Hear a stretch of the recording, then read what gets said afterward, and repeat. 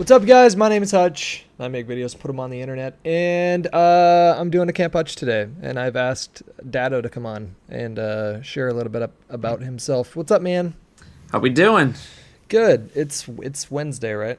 It is Wednesday, yes, I think. How Yes, did how confirmed Wednesday. how did this Wednesday start for you, and how was it different from any other Wednesday?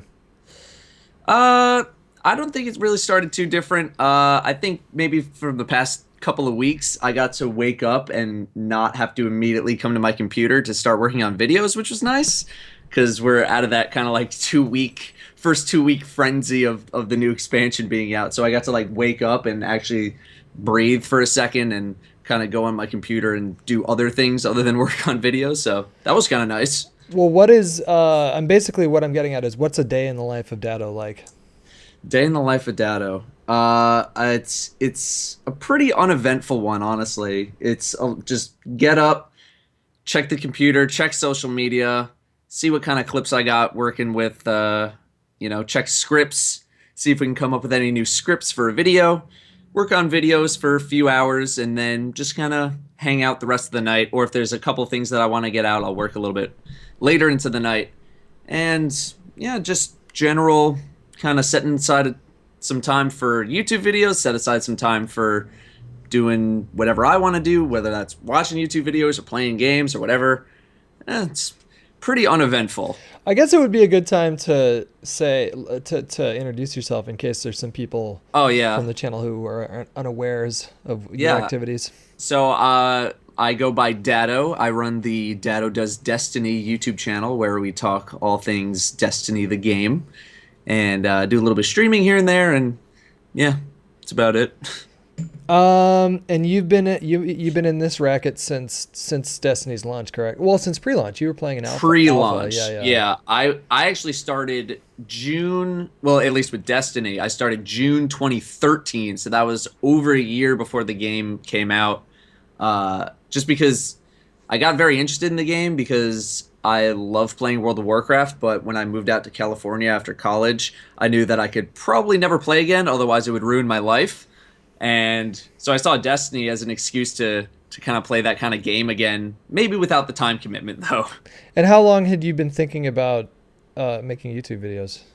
Well, I'd actually had started with Call of Duty, much like 99% of the YouTube population, and I had done that from Modern Warfare 3, I guess I started with, and that's when I first got into like the YouTube scene. Yeah, I know. That's when around when I first started getting into YouTube in general. Like before then, I'd never got on YouTube at all. I fucking really don't like that game. I really don't. Yeah, And some people are fanatic about yeah, Modern they Warfare. are. They just love it.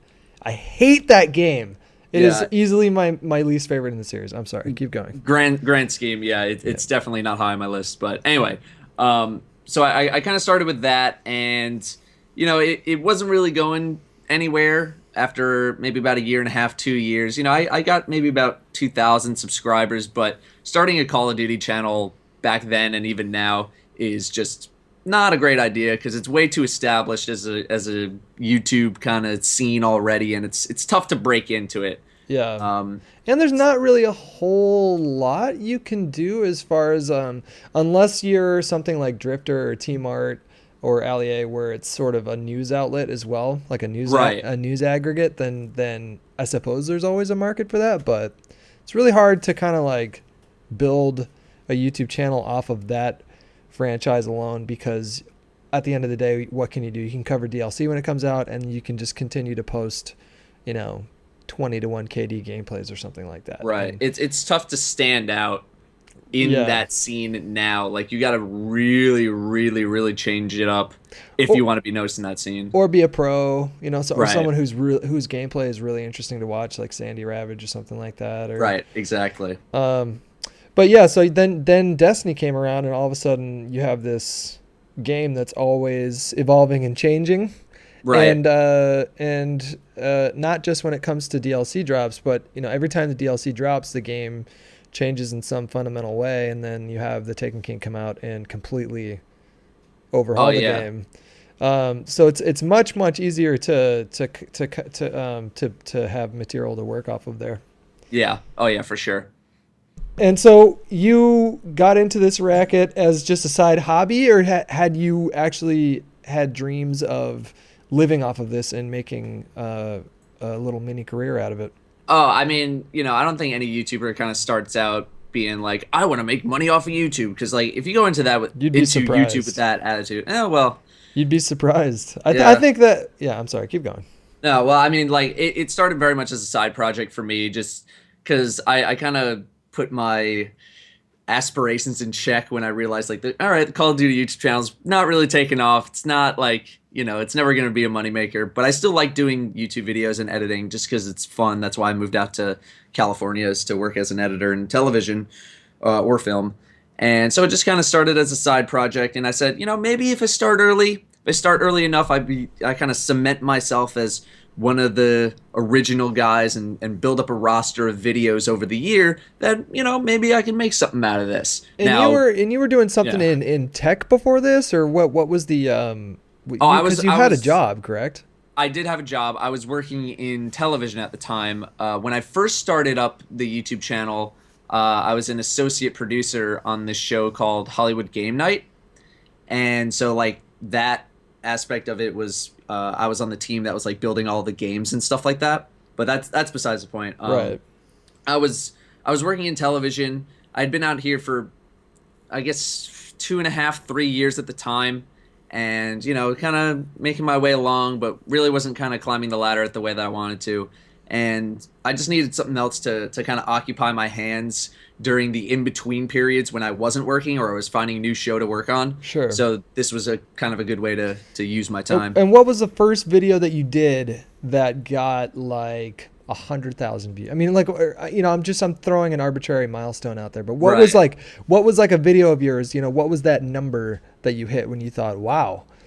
And then to follow that up immediately after, I want to ask you, at what point did you actually start to consider the possibility of living off of this, and how long did it take you before you made that decision? Were you finally able to quit your job? I think the first big milestone video was actually like one of the first videos that I ever did. In fact, it was legit the first video that I ever did, which was basically a grand kind of overview of all the information that we had. And that, like, right before E3 just kind of took off because everyone's like, what's Destiny? What is this? What is this? And I had made my video recently enough where all the info was up to date. Right. And that kind of grew over the year. But the next big video that kind of exploded was when they revealed the Devil's Lair gameplay.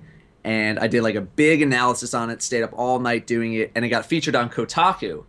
And I think the next day it had like 40,000 views, which to me at the time was absolutely ridiculous Right. in terms of viewership. So I was just like, whoa, what happened? And people kept linking me to Kotaku and this and that, and it was on a couple other sites as well. So that was like one of the first.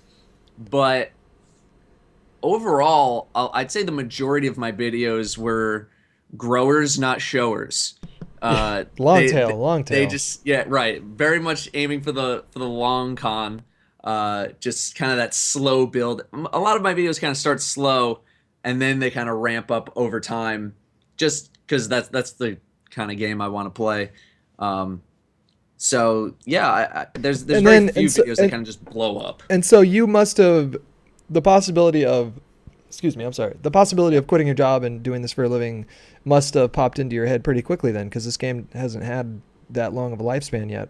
It did, but for other reasons. That last job that I worked on, the associate producer job, was the one of the last full time, or well, quote unquote full time gigs that I was able to land, and I had basically a little bit of a falling out with that company. Sure. And since then, I'd only been able to work like 2 weeks here, 3 weeks there. So by the time I had to make the decision, it was kind of being already made for me I because see. I Okay. was I was about a month away. I was another month of rent away from basically having to go back and move in with my parents. Uh-huh. Like my bank account was like, I remember I had the $42 in the bank account, just paid the last rent check, and I was like, if I don't do something, I gotta give it up. I Isn't gotta it give up the dream. isn't it funny how that works out sometimes? The same thing happened to me. I ended up I had my heart broken. I was cheated on and just devastated, and moved back home, and no longer had a job anymore because I didn't want to live in the city.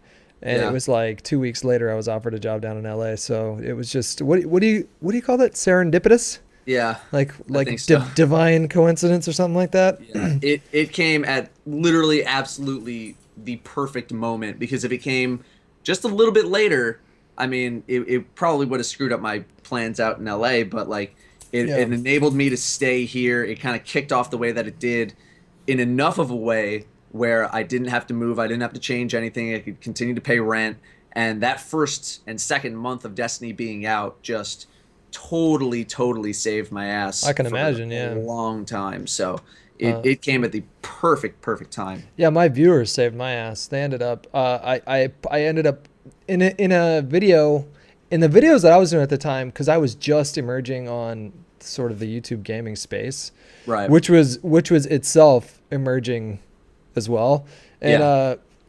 and I just put it out there one day. I was like, hey, I'm having a really tough time. Obviously these videos are free, but if anybody wants to leave like a tip in the tip jar, I wouldn't complain about it. And then I woke up the next day and I had like, it was enough money for me to be okay for like a month. Like, you know Yeah. what I mean? And I'm not live like luxuriously, eat a lot of ramen, but Yeah. like, Right. but be okay for a month. And I've always been really lucky when it comes to the people that support the videos. And I'm sure you're finding yourself being, this young and still rapidly growing channel, that this little community kind of like pops up and it becomes a part of your life, even though you haven't met, the vast majority of the people that you Oh, interact with. yeah. I mean, They influence your life in a very direct way sometimes. all my even like beyond my viewers, even just the friends that I've made while playing Destiny. I'm on a team speak pretty much every day with 30 to 40 people on there rotating in and out throughout the day, and I've made like some of my best friends are in that team speak. I've seen them maybe once or twice ever. Uh, gave a big gift to a friend who just recently had a baby too, and it's just like Yeah. it's crazy the community that Destiny has kind of fostered, at least in the YouTube and Twitch space. We were at TwitchCon, and I talked with a couple of people who had told me that like, yeah, there's not a lot of communities like the Destiny community where like everyone's kind of working together. It's pretty much everyone out for themselves in like, CS:GO or Hearthstone or League Yeah. of Legends, and so they were just really surprised by that. Well, the cynic in me says give it time, but then but I then mean, you never know. It might yeah. just be one of those games that stands out as being one that fosters a really cooperative community. I want to get to some questions posed by some of these viewers here on Twitter. At No Good Gamer 17 says, "Did you have a hobby when you were younger?" And I wanted to ask this one in particular because I wanted to speculate, because you seem to be very good at um, what's the word I'm looking for?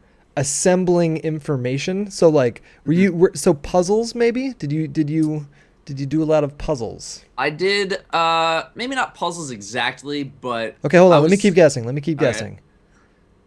It's like I'm thinking. Okay, so see, I think of like Lincoln Logs and assembling like Lego like spaceships and things like that. I sort of put Yep. that in the same category. I don't know. Just tell me, what's your I answer here? yeah, no, I mean those Lego Technic gigantic like 2000 piece sets, that was my jam when I was a kid. Like I Really? loved building those. I still have they're still kind of like mounted on some shelves back at my parents' house. I loved building those. I was super big into math. Like even like first grade, That's what I was I gonna was guess. Was like huge into something it. to do with calculations or math. That was another Yeah. thing I was gonna say.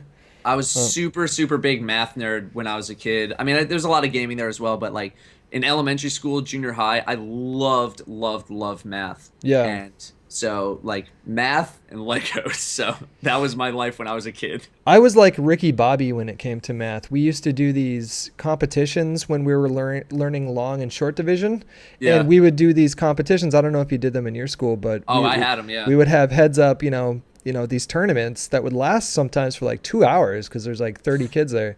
And it was always me versus my best friend in a class of 35 so I was always very, very fast when it came to, like, I remember learning my times tables, and we had the quiz for, like, the really simple 3 times 6 and what's 4 times 7, and they would ask like and I finished it in probably a minute with 100%, and it took the rest of the class, I remember it very vividly, like another 5 or 10 minutes.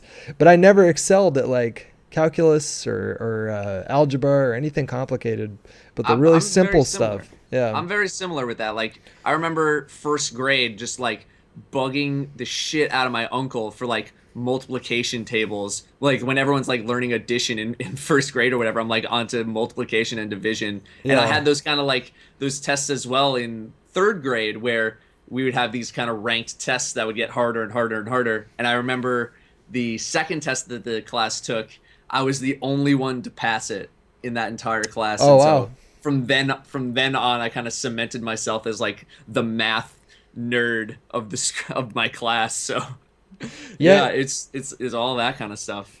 Yeah, I was really funny as a kid because I was super inconsistent when it came to like I remember they would make us take these standardized placement tests every year. Did you have to take the same thing? I'm pretty sure everybody did. Yeah, something along those lines. And I would have the teachers that after I would take these tests, the teachers would call my parents and to have a meeting with them. And it happened year after year after year. I remember, especially during the early years. But they would call them in and say, "We don't understand because your son is placing in the top 1 percentile when he takes these standard tests, but he's getting like barely C's." And that trend continued throughout like middle school, and I only started to get decent grades till high school when it was pretty easy. But Yeah. it's so funny how, because I think kids can process information in a lot of different ways, and there needs to be a different barometer for intelligence. There needs to be multiple different ways of measuring intelligence, because quite often we don't get it on the mark. Yeah, and it's Because I'm a like it's fucking just- genius, Datto. I mean, I think it's more just kids wanting or not wanting to apply themselves, or just like even caring about school. I'm in a very similar position where I can be smart if I want to, or if I apply myself. I just don't end up caring. Yeah. So I just I don't Yeah, know. you want to have the office space conversation with your 4th grade teacher about spelling and say Right. like, at the end of the day, Miss Schloter, is my life really going to change all that much if I learn how to spell hyperbole? No. Right. So I'm just going to sit here and just Exactly. dick around in the back of class. I got so many detentions in grade school. They hated me. I could not sit still.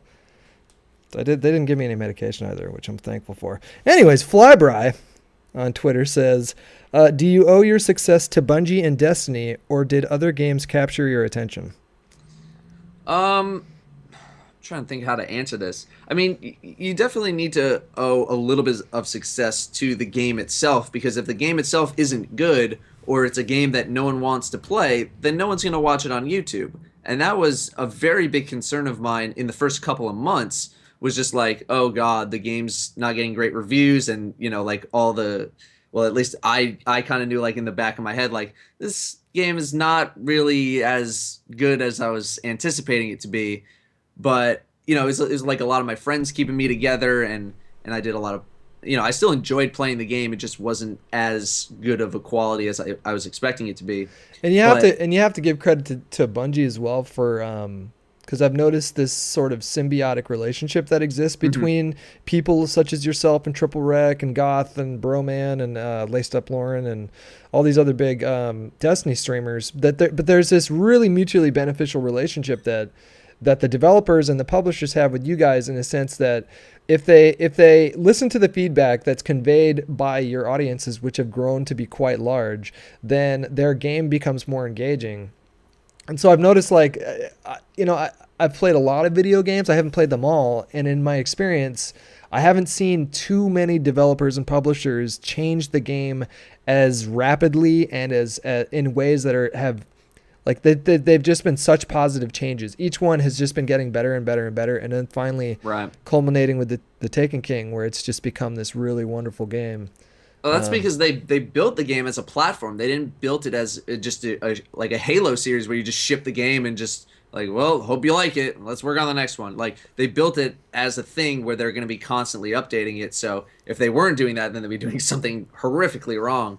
Yeah. Um, It was super but interesting to see all that stuff come out too about the I don't know the specifics. So actually, you know what, I don't want to talk about it too much, but yeah, you know when I'm talking about the details that surfaced when it came to the storytelling, and like originally the game they wanted to ship it in 2014, and when it shipped in 2015 it was not the story that they had originally envisioned, and it's everybody speculated on that for like a year, and they wouldn't comment on it. And so it's interesting to see those details come to light and confirm what we already suspected, which was that this was not the game that they, which isn't to say that year one was a bad game, because I don't think that was the case. right. Yeah, it was, they were definitely, as Luke Smith likes to put it, there were areas for improvement. Yeah. All across the game. But I remember distinctly in those first couple of months, like, oh, I might need to start looking for another job again back in television. Like, at least I have this nice little buffer now, but Yeah. this game's not getting great reviews, and like a lot of 6s, a lot of 7s, a couple 8s. But Yeah. I mean, sure enough, people kept tuning in and kept watching videos and kept coming to the streams. And it's, if the game was doing that well in year one when the game's probably at its weakest, I can't wait to see how this game's going to progress into year 3, 4, 5. Right. And, When the proper sequel comes out, debated or presumably next year. Although, right. boy, Luke Smith gets himself into some trouble sometimes, huh? He's funny, dude. I've been watching Yeah. him since I used to love watching him on the One Up Show, because Yeah. he used to work in gaming media.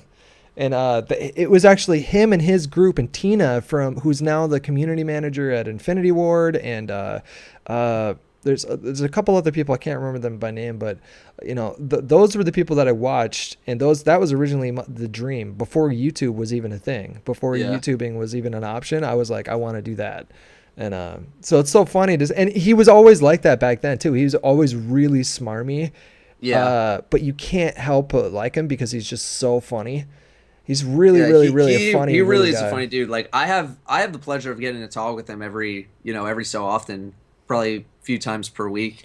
And like yeah, it's a little rough if you're not kind of in tune with his kind of humor or whatever. But like, we had talked about Taken King a lot, and like this thing's his baby. Like he put in like insane hours into making this thing as high quality as it is. And Right. I'm so sure. Yeah. I wish too. more people would kind of see like that side of him, where he's just like he completely, I mean, not to say that it was completely him and the entirety of the team, but like they really turned this thing around. Yeah, he's so funny that it's intimidating. I've actually met him a couple times, and I wanted to do the fanboy thing where it's like I've been watching you for years now, and do like that whole like nervous voice thing, and I just couldn't do it. I would just shake his hand and like walk away feeling really emasculated. And he's like, he's a really unassuming, like he's not a particularly tall guy, but it's just he's so intimidating to me because he's funny. Anyways, I feel like we could like keep going on and on, but we should probably wrap this up at some point. So I appreciate you coming on and being patient with all the scheduling changes. And Hey, whatnot. no problem. Thanks for having me. All right. Do you want to let people know where they can find you and what they can look forward to coming up on your channel here? Sure. You can find me over at youtube.com/DattoDoesDestiny or twitch.tv/itsdatto. Coming up is a lot of kind of nerd math, theory crafting, and myth busting about Taken King. Now that I got all the heavy hitter videos kind of out of the way, I can start messing with mechanics a little bit more and more specific things to help tune people's game and all that kind of stuff. That's good to hear, because I have a lot of fucking questions about Taken Queen. Wow. Maybe that's next. Maybe that did Oryx have a wife? Can someone find that in the Grimoire cards? I don't think he did. I feel like someone has mentioned it that he did not have a wife. He strikes me as died. the bachelor type. Well, I mean, who gave birth to Crota then? There's got to be. I don't know.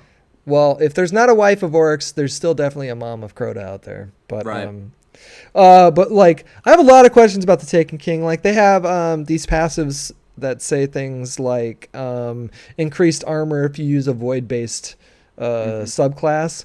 I don't know what that means. How much armor are we talking here?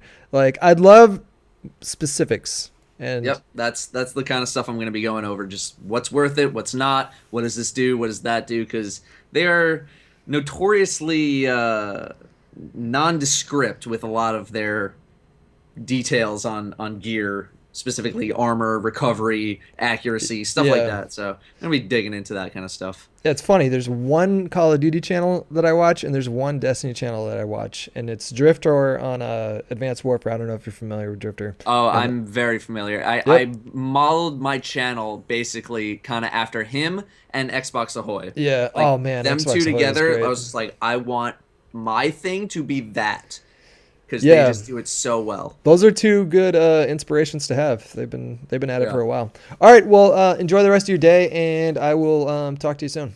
sounds good, man. Take